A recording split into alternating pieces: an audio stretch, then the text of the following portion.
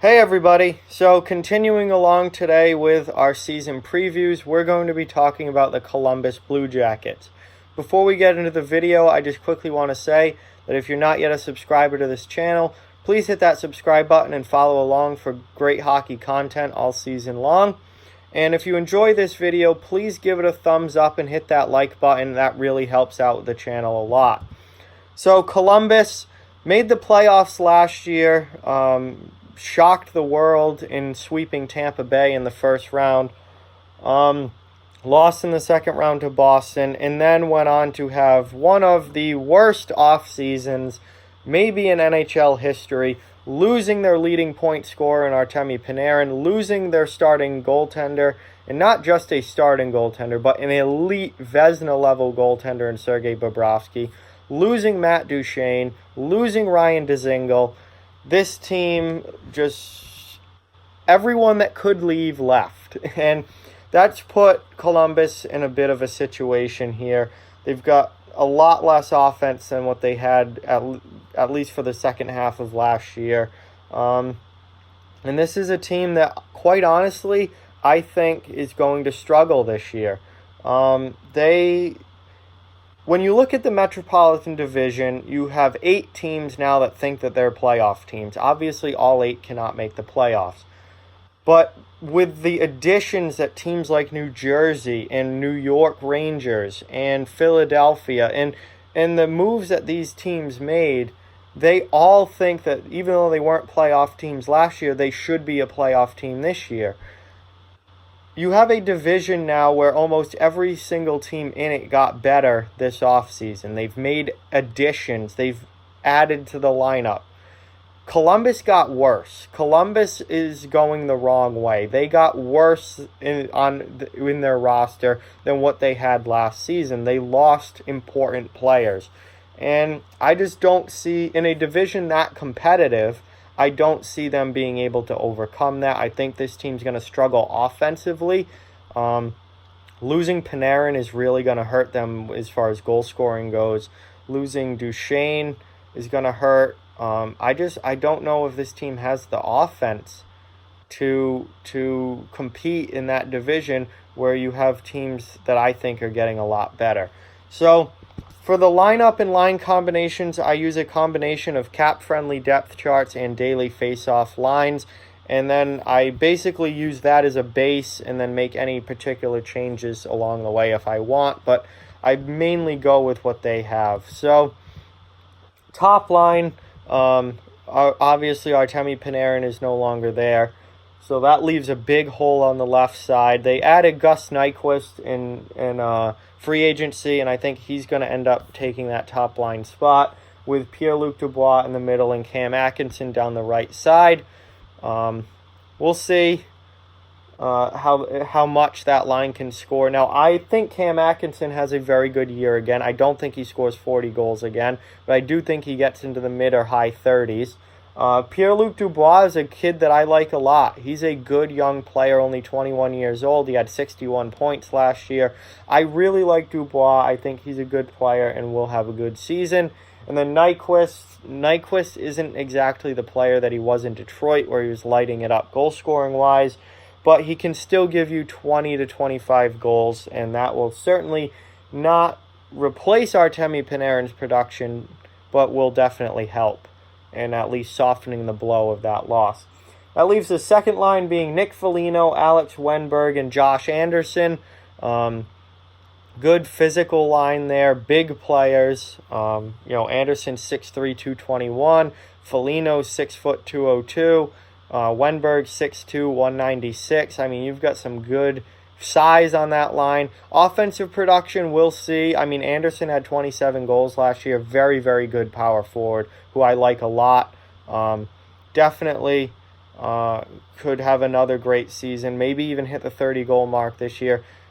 Foligno, 17 goals last year. I mean, he's not a huge offensive producer, but we'll see. And then Wennberg, only 25 points. I mean,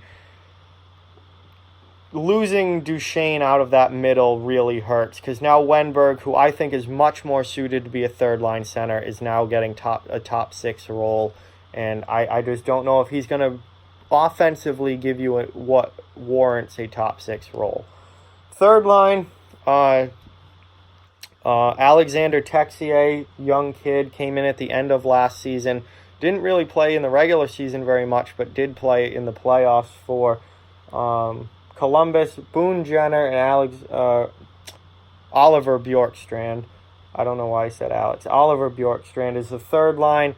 Kind of, again, I think depth scoring is going to be an issue with this team. And then the fourth line, Marcus Hannakainen, Brandon Dubinsky, and Riley Nash. That is a line that is just not going to give you anything offensively.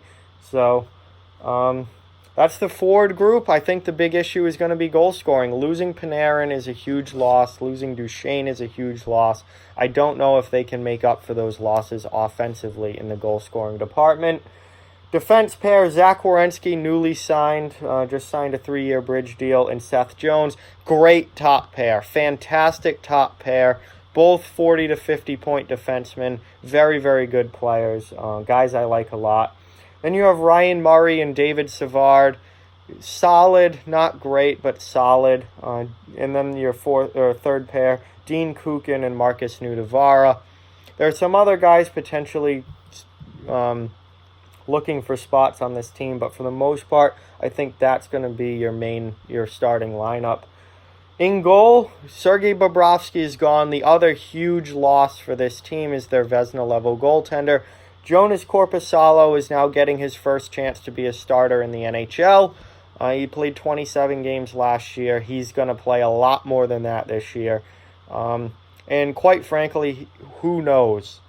Maybe Korpisalo comes in, has a great season, and is good enough to get this team back to the playoffs, or he is not Sergei Bobrovsky. He struggles, and this team will struggle with him.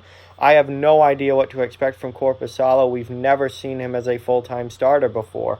And then the backup now is Elvis Merzlikins. Honestly, no idea about him. Never even heard of him before, looking at the lineup for this video. So I have no idea what to expect from him.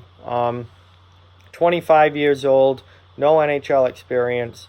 We'll just have to see, how he does as the backup. But huge question mark in the goaltending situation here with, is Korpisalo good enough to be a starter? How does Merzlikins do as the backup? Interesting. I cannot get that name.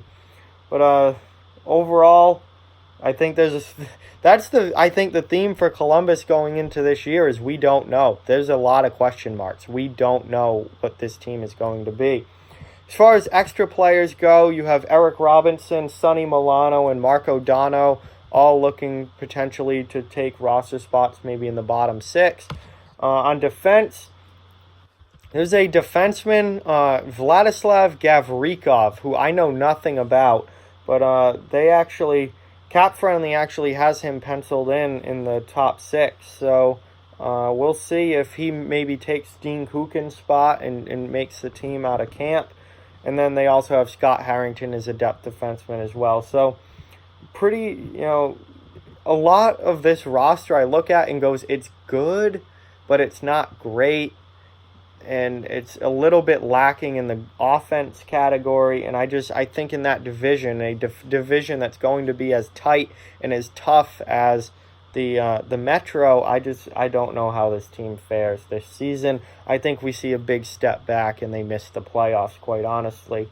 But there are some good pieces here. I just don't know if overall the team is there. And I don't know if they can overcome everything that they lost this offseason. It's one thing to lose your leading goal scorer. It's another to lose your leading goal scorer and your starting goaltender, top 5 NHL goaltender. That's just going to be too much, I think, to overcome. And Columbus, I think, struggles this season. But like I've been saying about the Metro, and like I'll definitely talk more as we get closer to the season, that division is wide open. So this team maybe ends up being a little bit better than I think, and all of a sudden they're right back in the playoffs, at least as a wild card team. But they're going to need some guys to really step up offensively, and they're going to need Jonas Korpisalo to be a good to great NHL starting goaltender if they're going to do that. If not, I think it's going to be a rough year in Columbus. But we'll see how it goes over the course of the season. Like, comment, share, subscribe, follow on social media. All those links are down in the description below. If you'd like to further support the channel, the links to our Patreon and merchandise store are down in the description as well. Keep spreading the word about this channel. Let's keep this thing growing. Thank you very much for watching. Hope you enjoyed the video, and I'll talk to you guys soon.